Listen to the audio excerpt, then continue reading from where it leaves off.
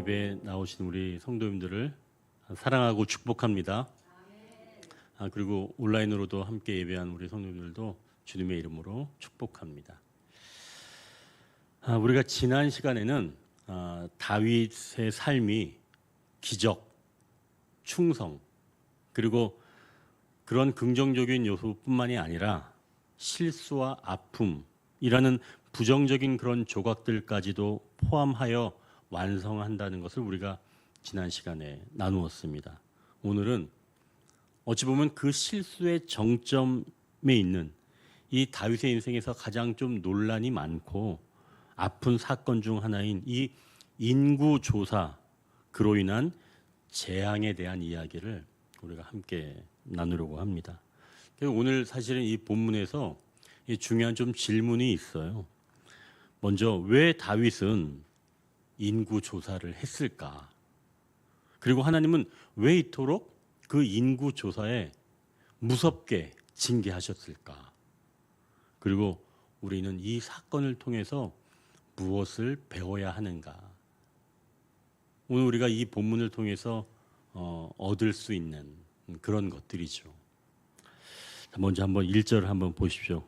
보니까 하나님께서 다윗을 격동시키셨다라고 말씀합니다. 격동시키셨다는 것은 하나님께서 죄를 부추기신 것처럼 그렇게 보이는 본문입니다. 그럼 하나님께서 사람한테 막 격동시켜서 죄를 짓도록 그렇게 하시는 분인가요? 좀 이상하죠? 격동시키셨다. 자, 그렇다. 이 말씀 뭐냐면 다윗의 마음 속에 이미 교만한 마음이 이제 팽창하기 시작했다는 거예요.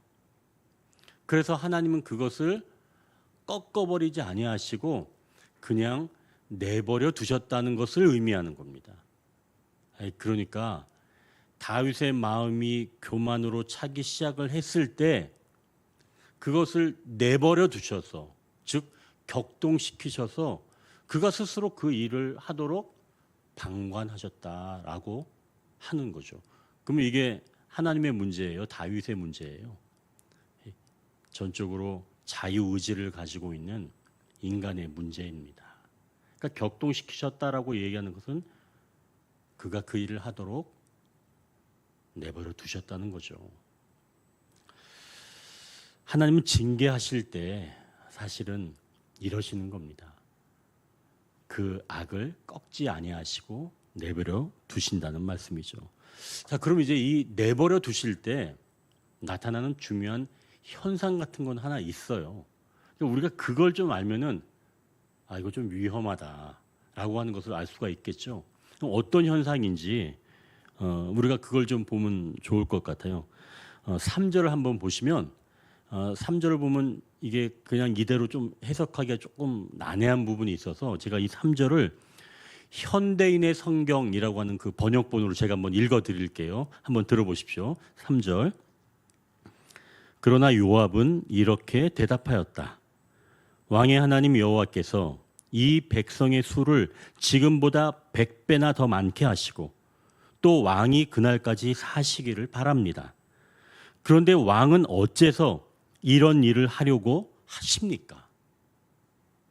지금 요압은 다윗 왕에게 왜 인구조사를 하려고 하는 거예요?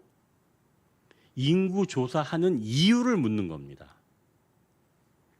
요압이 다윗 하는 일을 반대했던 적이 있나요? 요압은 다윗 하는 일을 반대하지 않습니다. 심지어는 장수 우리야를 죽이려고 할 때 그 서신을 보내죠. 이 우리야를 가장 치열한 그 전투가 일어나는 곳에 보내고 전투가 치열하게 시작될 때 너희들은 다 뒤로 슬그머니 물러가서 우리야를 죽게 하라고 하는 그런 서신을 받았을 때도 이 요압은 그것 가지고 뭐라고 그러지 않았어요. 오히려 그 장수를 죽여버렸죠. 그럼 다윗이 하는 일을 반대했던 사람이에요? 요압은 그런 적이 없어요. 왜요? 자기의 입지, 자리, 출세를 위해서는 요압은 항상 다윗이 원하는 것, 네 했던 사람이에요. 그런데 지금 원래대로라면 이 다윗의 명령, 가서 빨리 인구 조사를 하고 오시오라고 하는 이런 다윗의 명령에 반기를 들 이유가 없는 사람입니다. 그런데 지금 요압이 이 일에 문제를 제기하고 있는 거예요. 인구 조사가 합당하지 않다는 겁니다. 왕은 왜 인구 조사를 하려고 합니까? 하나님께서 다윗 당신에게 100배 이상 채워주기를 원합니다. 아니 그때까지 사세요. 그런데 당신은 왜 인구 조사를 하려고 하는 거예요? 아니, 요압이 지금 이렇게 다윗에게 물어보는 겁니다. 자, 그러면 이 이야기를 듣고 어떻게 했는지, 다윗이 어떻게 했는지 한번 4절 한번 상반절 보십시오. 왕의 명령이 요압과 군대 사령관들을 재촉한지라. 너 조용히 해. 쓸데없는 소리 하지 마. 내가 명령 내렸지? 너는 빨리 인구 조사해. 다윗이 지금 이렇게 반응했다는 말씀이죠. 요압의 말을 안 들은 겁니다. 여러분, 여기서 이제 우리가 하나 기억할 게 있는 거예요. 평상시에 이 사람은 이런 말을 주로 했던 사람이에요. 근데 그날따라 그 사람답지 않은 그런 말, 그 사람이 그런 말을 나한테 한다? 이런 뭔가 조금 이상하게 여길 필요는 있는 거예요. 요압이 평소에는 그런 이야기 하지 않았잖아요. 그런데 이때는 다윗에게 이유를 묻는 겁니다. 평상시에 늘 나에게 어떻게 대한 사람이 때로는 이렇게 완전히 반대에 대한 이야기를 한다면 그때는 한번 생각해 볼 필요가 있다는 거죠. 내가 지금 하려고 하는 이런 거 동기가 뭔가, 혹시 내가 다른 이유가 있는 거 아닌가? 내 내면을 한번 살펴볼 필요가 있다는 거죠. 숨은 동기 말입니다. 이거 굉장히 중요해요, 여러분. 하나님께서 우리를 사랑하시기 때문에 죄를 짓지 않도록 다른 사람을 통해서도 말씀을 해주시는 거예요. 우리가 영적 구분만 된다면 얼마든지 그런 것을 분별해내서 내가 이거 잘못 가고 있구나, 안 되겠네, 얼마든지 멈춰 설 수가 있다는 거죠. 그런데 이 다윗은 마치 달궈진 화덕처럼 그 열기 때문에, 내면에서 일하는 그 교만의 열기 때문에 멈추지 않게 된 겁니다.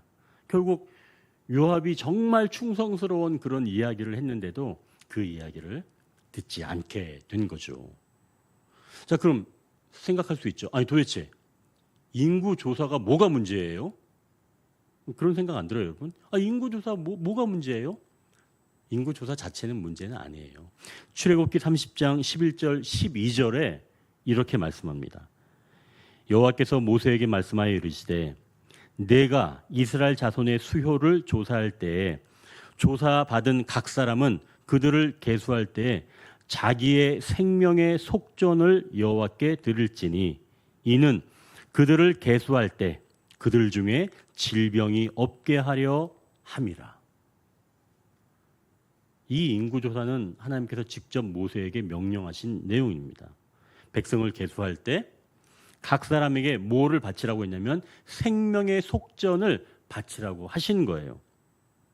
왜 그러냐면 죄로 인해 죽을 수밖에 없는 그런 인간이었지만 이제 살게 된 것은 하나님의 은혜이기 때문에, 즉 애굽에서 건져주신 그것이 곧 하나님의 은혜이기 때문에 이제는 하나님께 감사하는 일종의 배상금 형식이었죠. 생명의 속전. 이것은 결국 이 생명의 소유가 누구한테 있다는 걸까요? 하나님께 있다는 것을 고백하는 내용이에요. 자, 그러면 백성의 생명은 누구한테 있다는 얘기예요? 하나님께 있다는 겁니다. 그런데 지금 이 다윗이 인구 조사를 하는 것은 생명의 속전을 거두라 라고 하는 명령이 있었어요? 없었죠. 자, 그러면 다윗이 이 인구 조사를 하는 것은 결국 자기가 이룬 것들, 그것을 통해서 자기가 의지하려고 하는 바로 영적 교만이 거기 숨겨져 있었다는 거죠. 그러니 이 다윗의 인구 조사는 사람을 세는 단순한 행위가 아니라 그것을 통해서 하나님을 신뢰하지 않고 오히려 자신의 힘을 의지하려는 숨은 동기 때문에 이것이 그렇게 큰 죄악이라 말씀하는 겁니다. 그래서 이게 바로 하나님의 진노를 사게 되는 출발점이 된 거죠. 우리가 이제 여기에서 첫 번째 기도 제목을 얻기를 원합니다. 하나님, 저의 성공과 안정 속에서 교만해지지 않게 하소서. 저의 성공과 안정 속에서 교만해지지 않게 하옵소서. 이건 사실은 너무 중요한 것 같아요. 우리가 조금만 안정되면 그 안정을 내가 가지고 있는 것에서 찾게 됩니다. 그래서 내가 더 많이 가지면 내가 더 안전하다, 안정감이 있을 수 있다라고 생각하기 때문에 자꾸 내가 가진 것들을 헤아려 보게 되는 거죠. 그리고 그것들을 더 늘려가고 싶은 욕망이 생긴다는 겁니다. 그래서 우리가 여기에서 기도할 것은 하나님, 저의 성공과 안정 속에서 교만해지지 않게 하여 주옵소서. 우리가 이 기도를 함께 오늘 드리기를 원합니다. 자, 이제 5절부터 인구 조사가 시작이 되는데요. 이 9절에 보니까 이스라엘에서 칼을 빼는 담대한 자가 80만 명이라고 말씀합니다. 그리고 유다에서는 50만 명이나 되었다는 거예요. 그러면 이스라엘에서 80, 유다에서 50, 합하면 몇이에요? 산수니까 130. 130명이 아니라 130만 명이에요. 고대근동에서 130만 명의 담대한, 칼을 뺄 수 있는 담대한 자들이 병력으로 있다는 겁니다. 이게 어느 정도 규모인지 제가 좀 찾아봤죠. 1812년 이 대영 전쟁을 일으킨 그 미국에서 징병한 사람들이 52만 명이라고 합니다. 그리고 이때 이제 이 아주 옛날에 있는 이런 고대근동에서 주변 나라, 뭐 이집트나 또는 바벨론 같은 나라 상비군 같은 경우에는 수만 명이에요. 그리고 모아봤자 10만 명 조금 넘습니다. 그런데 지금 다윗의 병력이 몇 명이라고요? 130만 명입니다. 엄청난 숫자예요. 이것은 고대근동 역사에서 전무후무한 일입니다. 이렇게 많은 병력을 소유할 수 있는 그런 나라가 없었어요. 자, 이런 보고를 받고 다윗이 보고를 듣자마자 어떻게 고백하는지 10절을 한번 보십시오. 다윗이 백성을 조사한 후에 그의 마음에 자책하고 다윗이 여호와께 아뢰되 내가 이 일을 행함으로 큰 죄를 범하였나이다.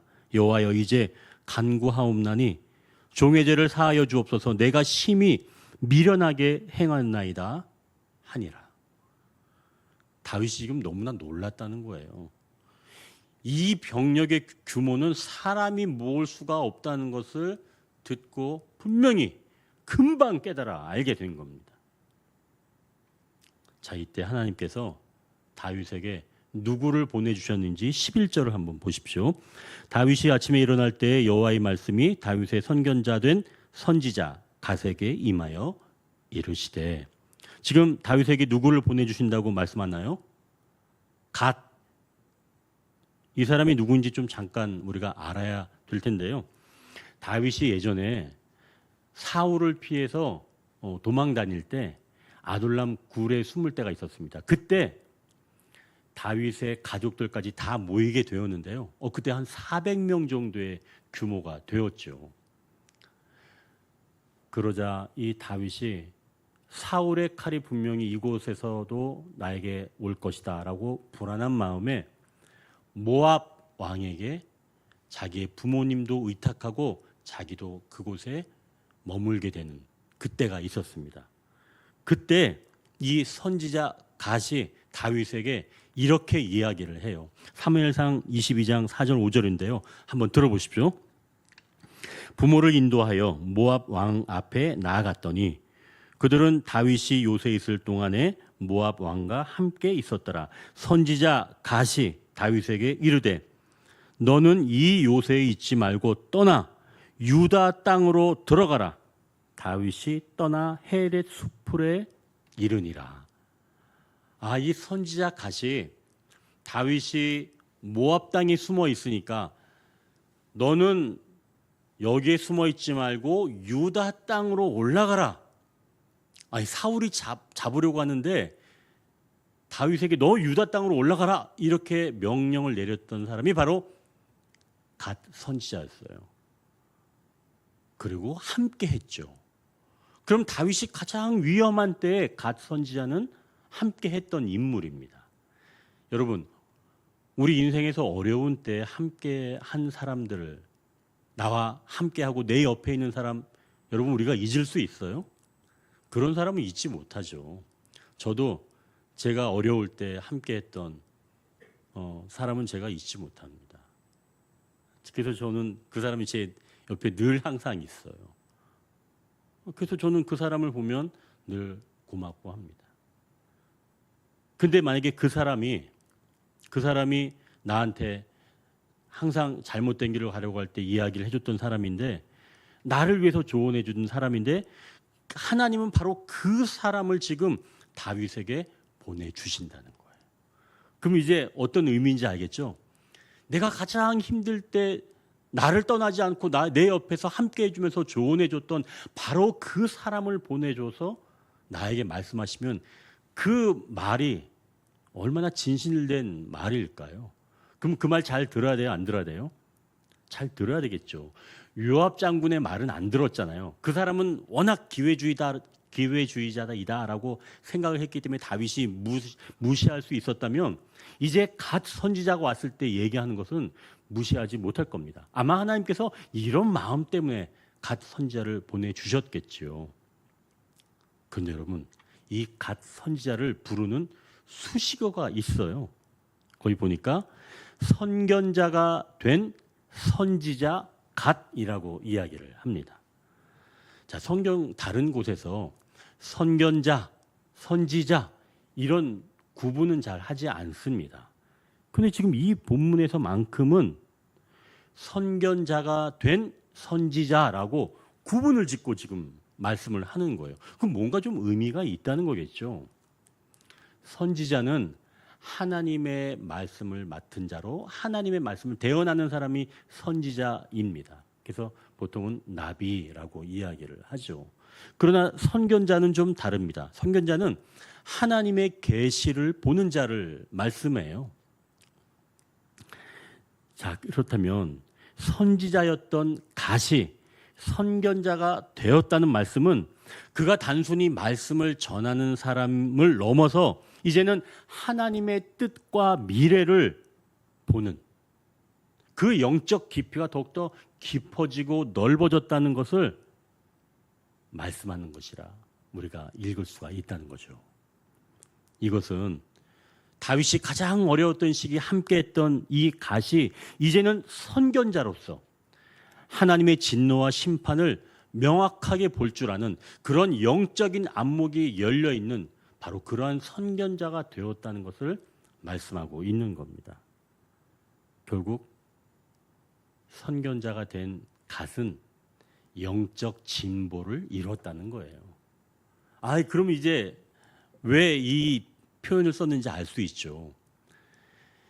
다윗과 함께 어려운 때를 같이 했던 선견자 갓은 선지자에서 선견자가 되는 영적 진보를 이루었는데 다윗 너는 지금 어떠한가?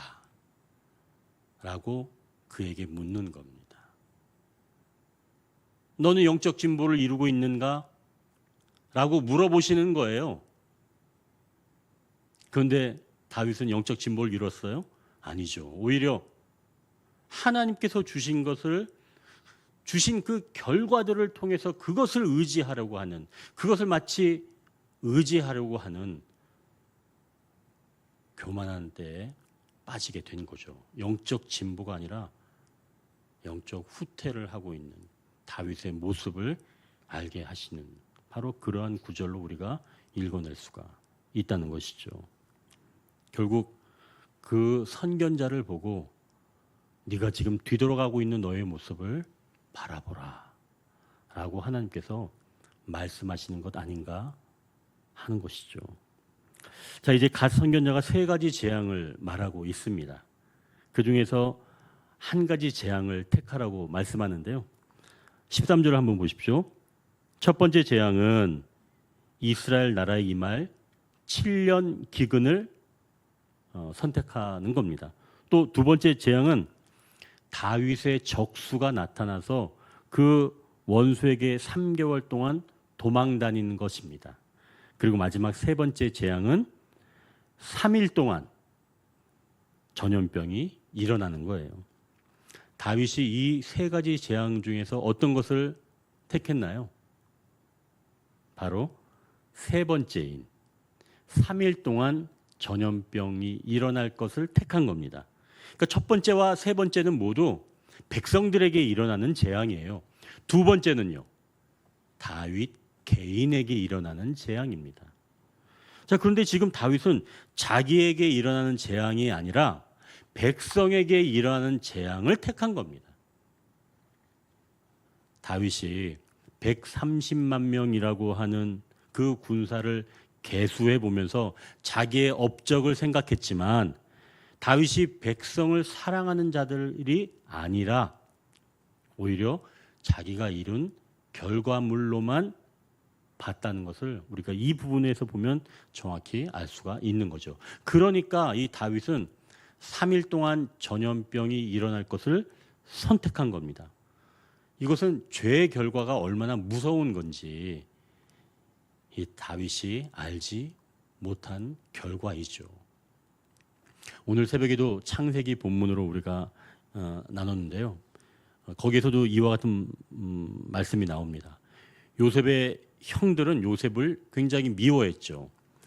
아버지의 편애도 싫었고 또 요셉이 말하는 그 꿈도 싫었지만 말하는 말투도 싫었습니다. 그래서 요셉을 극도로 미워했죠.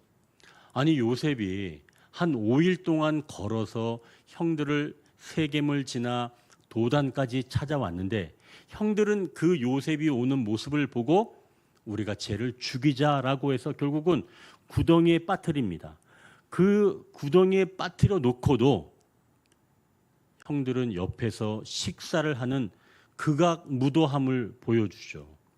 그리고 마침 미디안 사람들이 상인들이 지나가니까 자기 동생을 채색 옷을 벗겨서 그 상인한테 팔아버리고 그리고 그 벗겨진 채색 옷에 짐승의 피를 묻혀서 자기 아버지에게 보여줍니다.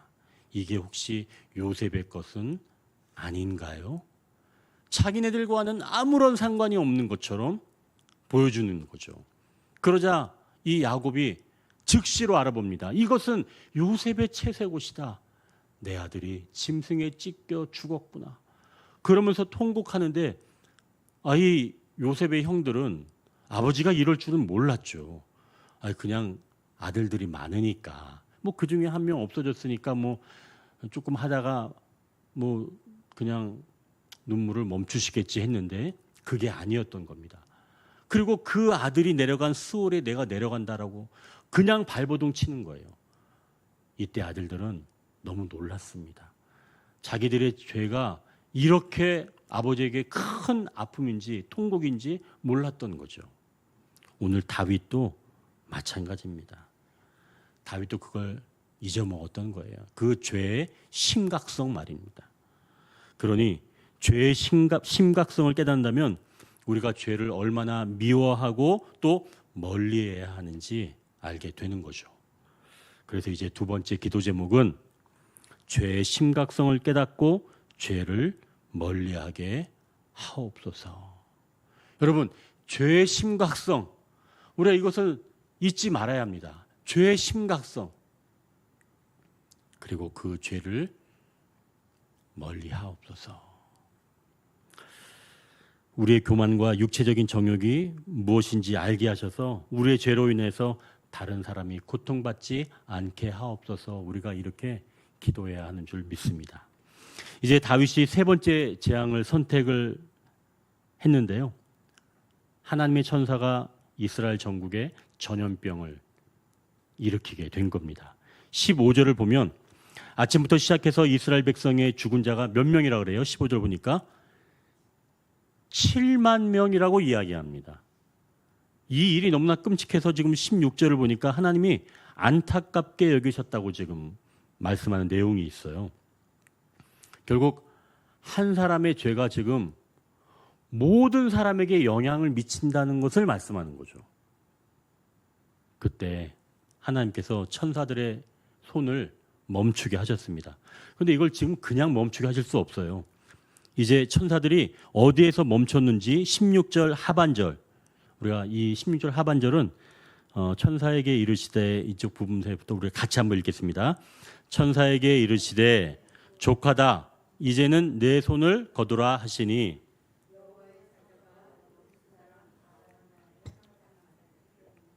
아멘. 하나님께서 지금 그만 멈추라 말씀하시자 천사들이 지금 대기하는 장소가 어디라는 거예요? 여부수 사람 아라우나의 타작마당 곁이라고 말씀합니다. 그만 이 천사들이 왜 지금 여기에 대기하고 있을까요? 다윗은 천사들이 지금 전염병으로 사람들을 치는 모습을 보고 17절에 이렇게 말씀합니다. 다윗이 백성을 치는 천사를 보고 곧 여호와께 아뢰어 이르되 나는 범죄하였고 악을 행하였거니와 이 약무리는 무엇을 행하였나이까? 청하건대 주의 손으로 나와 내 아버지의 집을 치소서 하니라. 다윗이 드디어 회개한 거예요. 죄는 자기가 지었는데 벌은 백성들이 받는 것을 보고 다윗은 지금 자기가 세 번째 재앙을 선택했는데 그 재앙을 보니까 자기가 너무 잘못했다는 것을 깨닫게 된 거예요. 이제 다윗이 죽어가는 백성을 보고 자신의 죄를 통감하고 모든 잘못은 자기에게 있으니 자기에게 벌을 내려주십시오 라고 하나님께 간구하는 겁니다. 이게 바로 회개예요. 하나님, 제가 죄를 지었습니다. 다른 사람이 아니라 저에게 벌을 내려주십시오.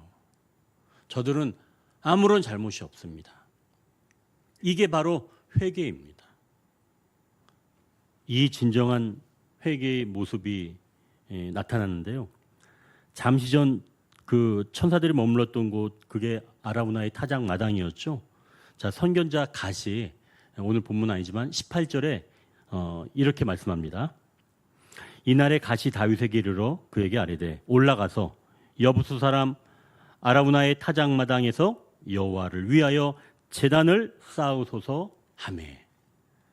이게 바로 선견자예요. 천사들이 머물러 있는 곳, 바로 그곳에서 하나님께 예배를 드리라 라고 선견자가 그 모습을 딱 본 겁니다. 바로 그곳이 예배할 자라는 거예요. 너의 회개, 천사들이 머물러 있는 곳을 이 영적인 눈이 열려서 이 갓은 그것을 보게 된 거죠. 당신은 올라가서 빨리 그곳에서 예배를 드리십시오.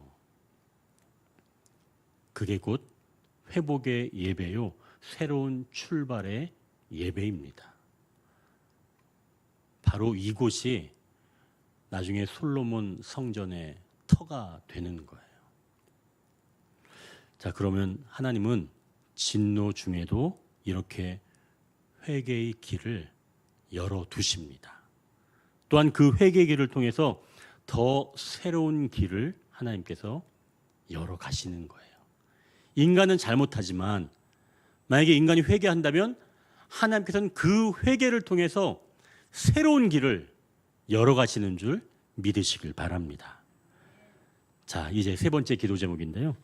하나님, 제가 죄를 지었을 때 다윗처럼 즉시 주님 앞에 나아가 진심으로 회개하게 하옵소서. 여러분, 이게 너무 소중한 기도이죠. 제가 죄를 지었을 때 다윗처럼 즉시 주님 앞에 나아가 진심으로 회개하게 하옵소서. 여러분, 이렇게 우리가 즉시로 하나님께 나아가서 회개할 때는 하나님께서 아라우나 타작마당을 솔로몬 성전 터로 그 새로운 길을 열어두신 것처럼 여러분의 그 회개의 자리를 통해서 하나님께서는 우리 인생을 새롭게 열어가시는 줄 믿으시길 바랍니다.